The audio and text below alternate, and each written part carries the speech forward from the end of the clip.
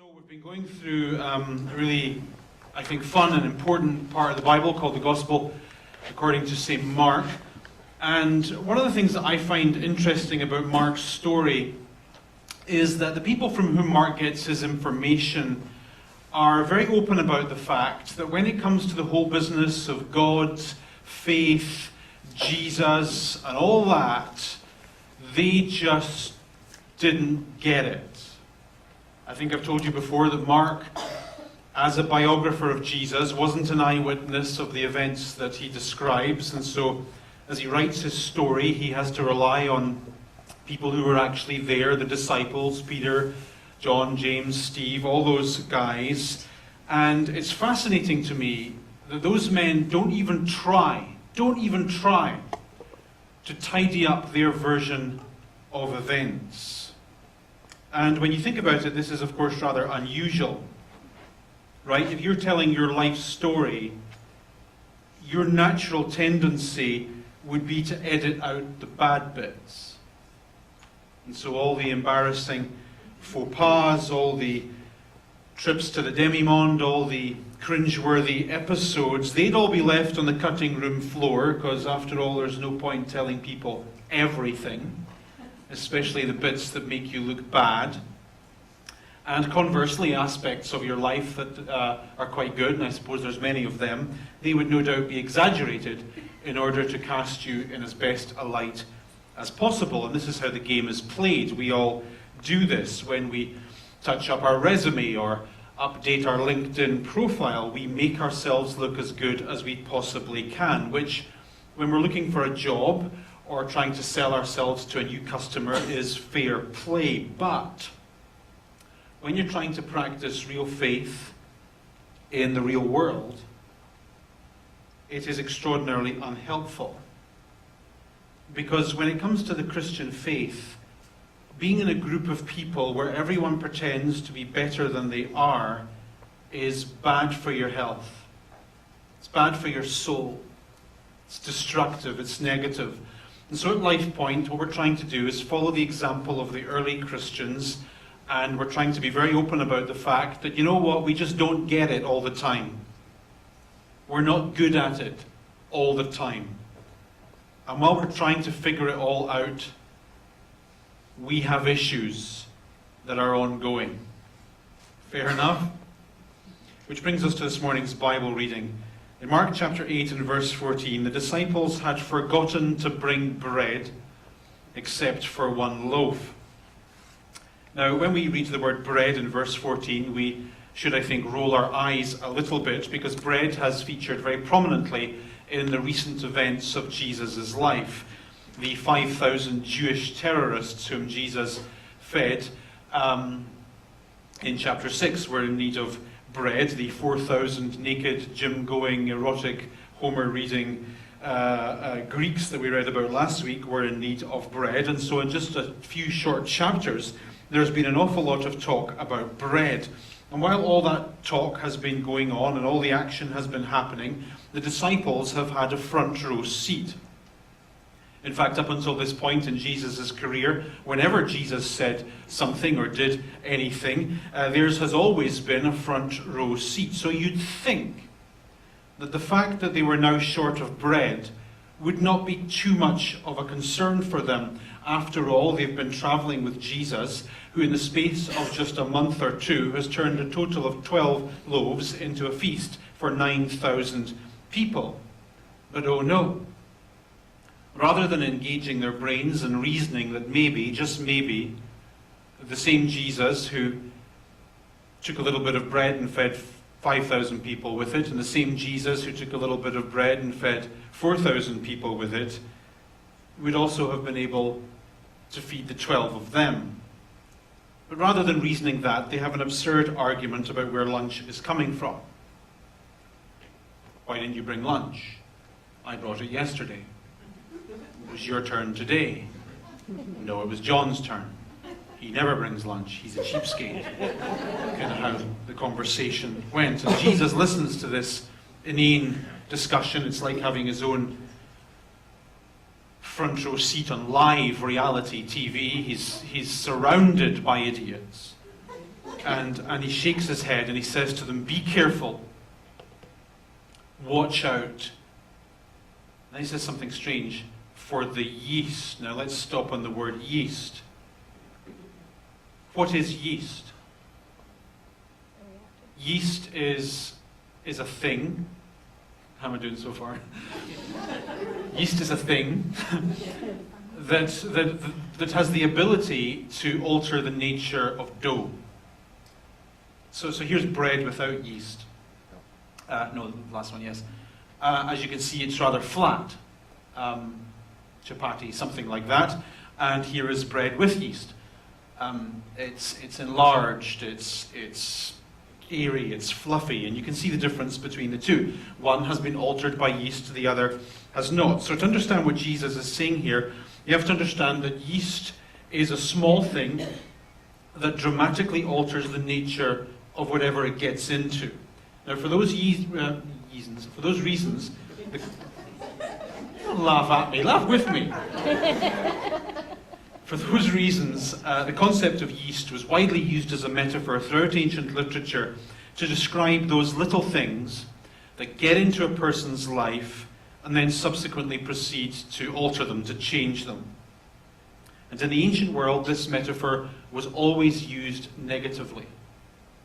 Plutarch, the Roman writer, in his book on morals, said, be careful for the seeds of yeast, for they change a man for the worse. The rabbis whom Jesus worked with always used to talk about yeast as an example of how a little thing, a little wrong thing, can get into a person's life and over time end up changing them, ruining them in ways they never imagined. And as a metaphor, I suppose it makes sense. I remember one of my school friends, when he was 13, 14 years old, found his father's dirty book collection out in the barn, a few magazines, no big deal. And today, years later, my school friend is in jail for rape. A little thing got into his life. Ended up spoiling him. Another of my school friends was all set to join the Royal Marines, where I come from, in the north of Scotland. A lot of people join the forces. It's a way out, I suppose, and it's a good life. And to get into the Royal Marines, you have to be in the top percentile of fitness. And my friend had it all going for him. And he took some drugs, just a little thing, no big deal at all. And today he can't hold down a job. He can barely pull himself up off the sofa where he spends all day watching daytime TV. Just a little thing gets into a person's life and changes him and alters his nature and ruins him. And that's exactly how the metaphor was used in the ancient world. The moralists and grandparents and mothers and all those people used to say, don't let yeast, aka those little things, get into your life, because those little things will change you, spoil you in ways you don't want to be changed and don't want to be spoiled. So what's Jesus saying to his followers at this point? They don't have dirty books with them, as far as I know. They don't have any wee baggies of drugs, as far as I know. So what is this little thing about which Jesus is saying, don't let that little thing into your life? Because if that little thing gets into your life, it'll spoil everything. It will alter you. It will ruin you. I want to see how the sentence develops, very specific. Jesus says, watch out for the yeast of the Pharisees and that of Herod. So as Jesus listens to his followers having their inane conversation about bread, the nature of that conversation causes him to think about something that both the Pharisees and Herod have in common, that is now threatening to get into the lives of his followers and spoil them forever. And this should be easy to figure out, because the Pharisees and Herod have got absolutely nothing in common whatsoever.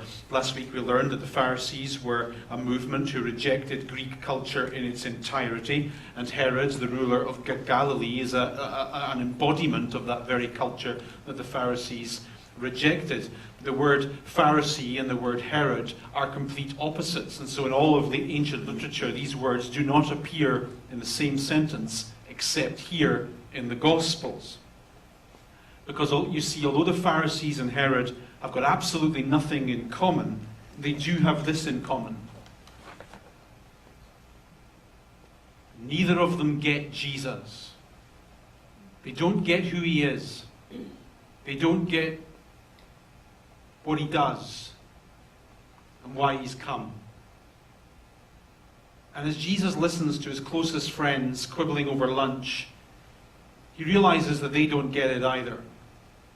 And so he says, if I can translate the metaphor, be careful with this little thing that can get into your life and change you for the worse. No, I'm not talking about dirty books or drugs or any of the other cheap examples that moralists love to use.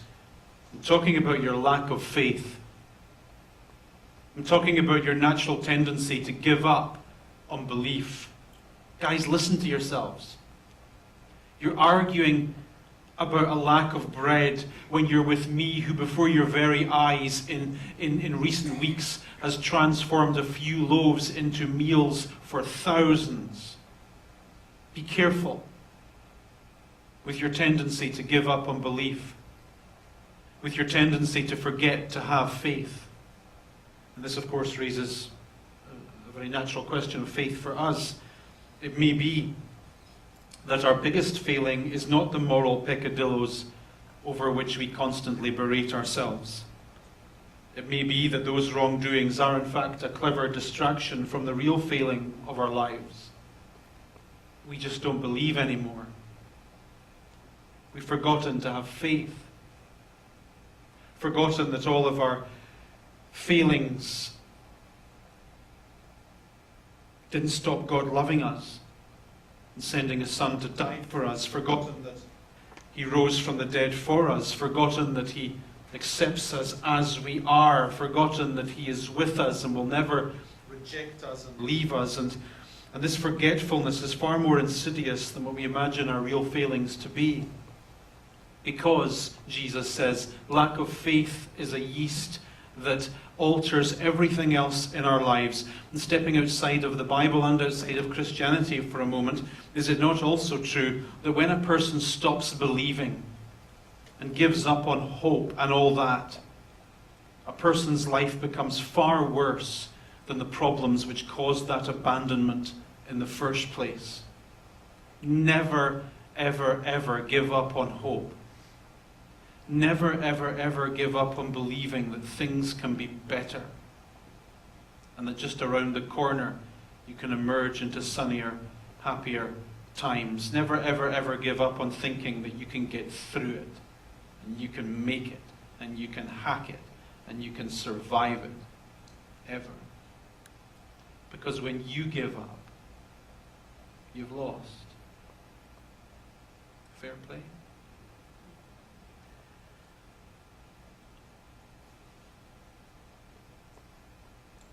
I think my microphone's going in and out, isn't it? Just a little bit. One of the theories that we have about that is caused by old cheap cell phones. So if anyone has an old cheap cell phone that you're using, you don't have to confess, but maybe don't use it for another 15 minutes or so. Anyway, so in verse 16, the disciples hear what Jesus says, and then with their razor-sharp intellects, just as sharp as ours, they discuss this with one another, and they say, is it because we have no bread? Poor Jesus. He's just said something really important and really, really deep to his followers about the danger of unbelief and the danger of forgetting to have faith. And they haven't heard any of it. All they've heard is, we don't have enough bread for lunch. Is Jesus annoyed at us because we don't have enough bread for lunch? Is Jesus upset? Well, what did we do? What did we say? I told you should have stopped at Mr. Sub. What's going on? And so they have this inane discussion. And by the way, the word discussion in verse 16 is always used negatively in Mark's Gospel. It's his way of describing what a group of people do when they sit down and they talk about Jesus and they try to figure him out and they try to make sense of it all, but they just don't get it. For example, if we were to sit down and talk about Jesus, what would we talk about? Well, we might talk about We might talk about music in church, and what we like and what we don't like, because that's very important to us. We might want to talk about the way a person dresses when they come to church, and the clothes they wear, because that's very important to us. We might want to discuss how Jesus agrees with our political points of view, because that's very important to us. There are hundreds, thousands of possible discussions about Jesus that we all think are very important. And Mark would label much of what we have to say about Jesus as being a discussion. Because much of, indeed most of, what we have to say about Jesus demonstrates that we just don't get Jesus. That we miss the point of him entirely. Most of our conversations about him are not really about him at all. They're about what we like and what we think and how good we are at keeping all the rules and all that stuff. So in verse 17, aware of their discussion, Jesus asks them, why are you talking about having no bread? Like, why are you talking about this subject when what I'm talking about is unbelief and the dangers of giving up on hope and forgetting to have faith? At this point in the story, the disciples, a bit like us, are quite committed. But they've yet to understand exactly who this Jesus is and exactly what he might mean in the rest of their lives. And so with the frustration of his recent fights with the Pharisees fresh in his mind, Jesus now proceeds in the following verses to lay into his followers, and sometimes we need to be laid into, with a series of rhetorical questions, all of which demonstrate how blind and silly they are. And for Jesus, this is stuff that has to be said. Jesus knew that some people had their heads so far up the backsides of their own religion that they just couldn't see the big issues. And similarly, like his disciples here arguing about lunch, he knew that other people had their heads so far up the backsides of just the day-to-day junk they had to go through and all the issues of life that they couldn't see the big picture issues. And either way, these people were blind to what was going on. So in verse 17, he says, do you still not see and understand? Are your hearts hardened? Do your eyes see but fail to see? Do your ears hear but fail to hear? In other words, why are you so frustratingly dim? Don't you remember, he goes on, when I broke 5 loaves for the 5,000? How many basketfuls of leftovers did you pick up? 12, they replied. Then he asks them another question. And when I broke the 7 loaves for the 4,000, how many basketfuls of leftovers did you collect at the end of the day? 7, they replied. Okay, so they remember the details of all the preceding bread miracles with a vivid exactness, and so they should. They had a front row seat. But what they saw and what they remembered has not led them to think. They're like those tourists you see occasionally. They travel around the world, but they don't see anything. Have you ever met people like that?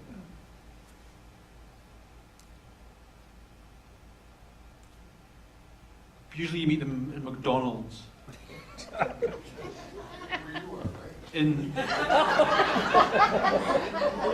Yes, I do see a flaw in my argument. No, I was thinking of some people I met in McDonald's in Tiananmen Square one. Where are you coming? Are you coming to attack me? Security. That's security.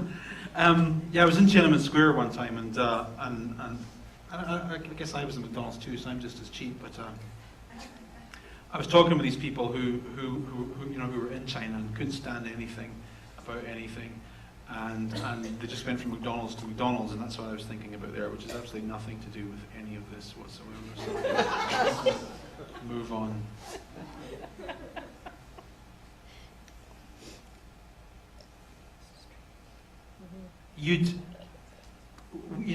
We sometimes say to ourselves, because it is hard for us to have faith. Jesus is a tough gig for us because he's not, he's not here like we're here. And we can't talk to him like we can talk to one another, and we can't see him like we can see one another. And so we sometimes fool ourselves, into thinking, if only I'd seen what the disciples saw. Like if I saw a miracle, and if I felt what they felt when Jesus did the things he did, then it would be easier for me. Well, here we have from their own lips the disciples saying, that's not how it was. We were there all the time. We had a front row seat. And still Jesus had to say to us, we were blind and we didn't see and we didn't hear and we didn't understand. It wasn't meant to be this way. When Jesus did these miracles, they were supposed to be visual aids that communicated a very deep reality. Let's go back to our diagram of a few weeks ago. Do you remember this? This is what the miracles are meant to be in the Gospels. It's like a visual aid, and the point of the visual aid isn't just to heal someone or to give some hungry people food. The point of the visual aid is to communicate a very deep truth. Is to say something about who Jesus is and why Jesus had come and what Jesus was all about. And so far the disciples have had a front row seat in all that. They've seen Jesus heal people. They've seen him casting out demons. They've seen him walking on water and calming storms and taking a few loaves and turning it into a meal for thousands of people. And all of that was supposed to be communicating a deeper truth to the disciples. The light was supposed to be going on. The penny was supposed to be dropping. And they missed it. Continually, they missed it. And so Jesus is pulling his hair out at this point. And deeply frustrated, he says to his friends, do you still not understand? Through his words, through his actions, through his miracles, he's been revealing who he is. And insofar as the disciples have been failing to recognize who he is, they're in danger of falling into the same trap as both the Pharisees and Herod, that of unbelief, that of forgetting to have faith. And so Jesus is saying here, what's with you people? When are you going to join the dots? When are the lights going to go on? What do I have to do for you? Do I have to draw you a picture? I walked on water. I healed the sick. I raised the dead. I fed 5,000 people with a couple of scabby loaves. When are you going to realize? When are you going to understand that I'm your maker? I'm your lover. I'm your rescuer. I'm the one who accepts you, who forgives you, who will take the story of your unhappy life to a happy ending. When are you going to get that? How long are your eyes going to be closed? And then regarding blindness, Mark then immediately tells a very illuminating story. Next sentence. They came to a place called Bethesda, and some people brought him a blind man and begged Jesus to touch him. This is one of the reasons why it's nice to read through the Bible as a story, because then you get some of the subtleties. Mark wants us to read this story about a blind man in light of the preceding conversation about the followers of Jesus who couldn't see who he was, because what Jesus is going to do for the blind man is going to be an object lesson for the watching disciples. Next sentence. Jesus took the blind man by the hand and led him outside the village. Don't know why he led him outside the village. I suppose I should know. It's probably not important though. Why would he do that? Think about it.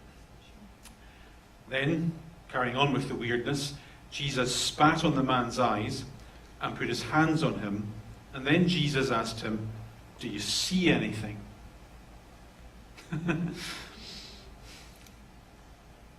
Very unusual. Normally, in the miracle stories in the Bible, there's this little Greek word, Eustace. And it means something like straight away. There was this sick dude, this dead dude, this deaf dude, this blind dude, and Jesus walks up to this person and does something or says something, and straight away he sees, he hears, he lives, he's better. Straight away. But here, there's no straight away. Here Jesus seems uncertain of his abilities, and so Jesus asks him, I've just done this thing which should heal you, but now I need to check, has it worked? Do you see? Kind of similar to the question Jesus asked the disciples earlier, do you still not see? The blind man responds in verse 24 and says, I see people, they look kind of like trees walking around. In other words, Jesus, I know that you've touched me, and your touch has definitely had an effect, it's definitely done something. I can see better than I used to, but I can't see very well. Things are still blurred. Now, who does that sound like? It sounds like us. We get it, but we don't. We understand it, but we still have huge questions. We follow it, but not all the time. We're getting better, but while we're getting better, we still have big issues. Next sentence, Jesus has another go. Once more Jesus put his hands on the man's eyes, and then his eyes were opened and his sight was restored, and he saw everything clearly. Now, why do you suppose none of the other biographers of Jesus' life include this story? Because it's embarrassing. It suggests that what Jesus does isn't quite 100%, that it doesn't work all the time, and so they omit it from their versions of the tale, but not for Mark, because Mark's point in telling this strange two-stage healing process story is to get at the disciples and to say something to us, because the disciples and us have met Jesus. They've been touched by Jesus. They understand a little about Jesus, but they still don't, like the blind man, see everything clearly, and so in many ways they're still blind. This story takes us to the halfway point in Mark's Gospel.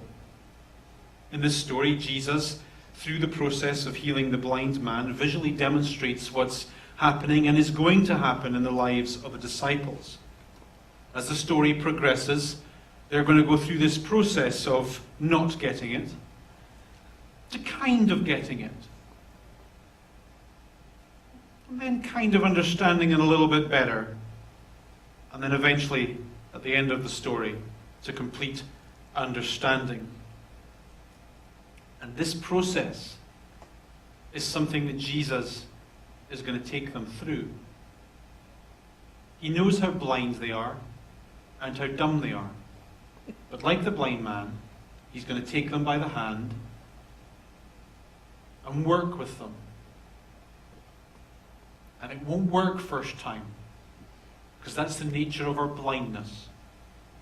And then he's going to do it again and again and again until eventually they see.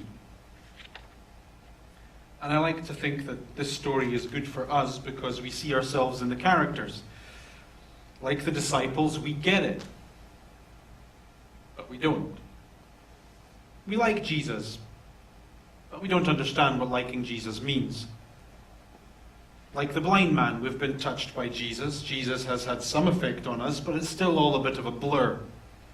And so we still need Jesus to clarify things for us. And so, not getting it, and not being good at it, indeed having moments when we're bad at it, and having issues with the whole God, faith, Jesus thing,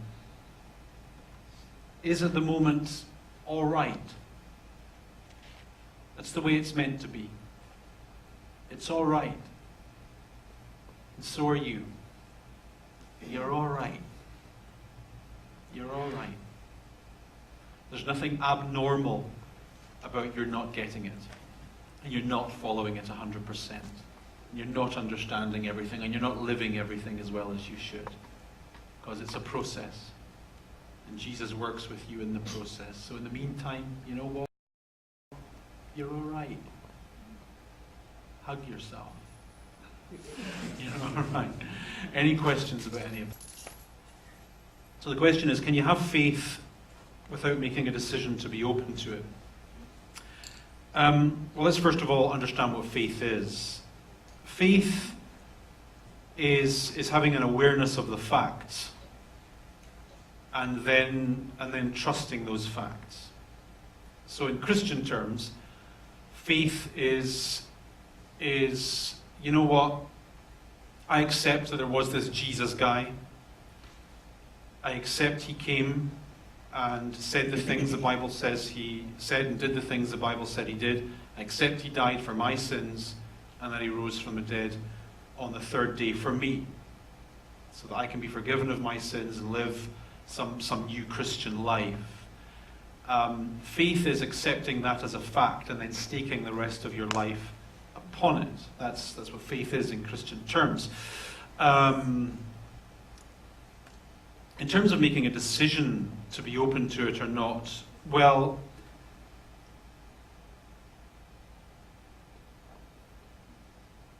I suppose the facts are it's different for different people.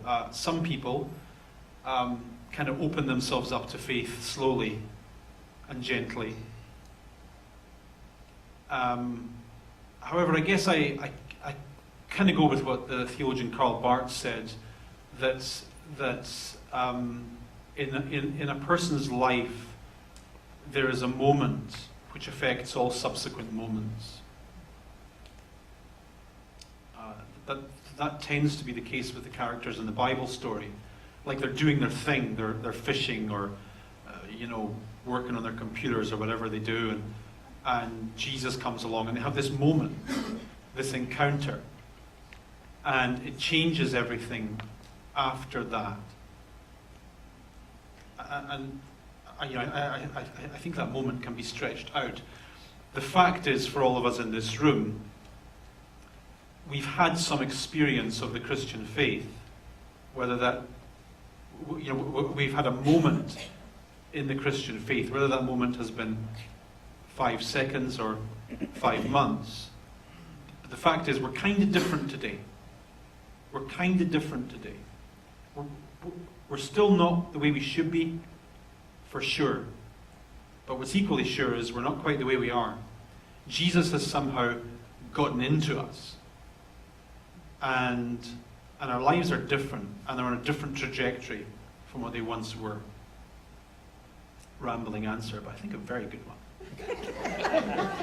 Any other questions? Question essentially is,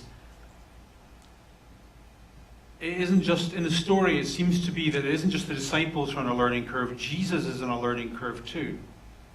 And Jesus is figuring things out as well. The question seems almost blasphemous. If this were a Muslim church, we'd be taking Grant outside and stoning him. And not in a good way. Because we understand Jesus to be who? To be the Son of God. And how can God learn anything? How can God discover anything? And yet in the Gospels there is this inherent blasphemy. Jesus learns. Jesus is amazed. And he only ever learns one thing. He is only ever amazed at one thing. Faith. And so you have these stories in the Gospels where someone shows faith in Jesus and Jesus is like, whoa, I'm amazed. And conversely with the disciples, their dull-wittedness and their lack of belief and their hesitancy to just go with him, it astounds him. And I like this in the Bible because it reminds me that the God whom we follow is interactive. It's not a stone statue. He's not an image in a stained glass window. He is a living, breathing being who interacts with us on a relational basis and therefore is capable of amazement and bewilderment, positively and negatively, in his interactions with us? Good question. How are we doing? Gotta go. Let me pray.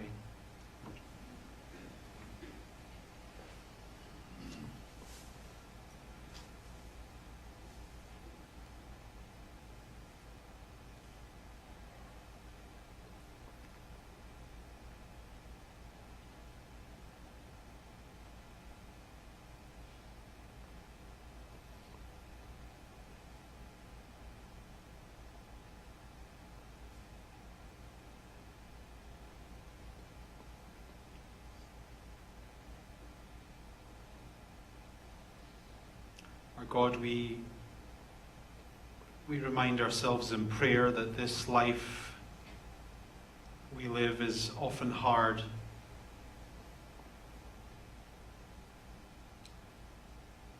And we do not close ourselves off to or deny the reality of the hardness of our lot.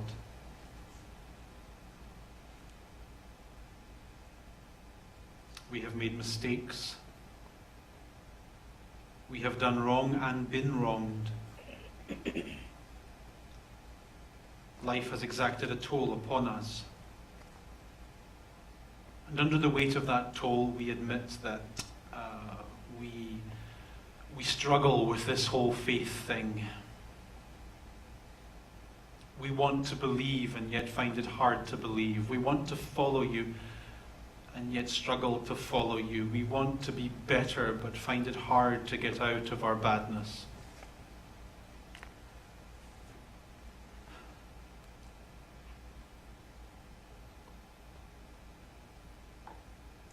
And so with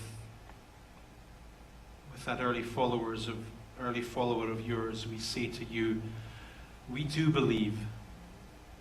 Help us then overcome this unbelief. We reach out to you in hope and in longing and ask for strength, for peace of mind and heart, for newness of resolve and purpose, that we might be better, that we might know you, follow you, and serve you. Bless us, we pray. Protect us, we ask. Go with us closely until we meet again. I ask this for me and for these your people in Jesus' name. Amen. See you next Sunday, folks.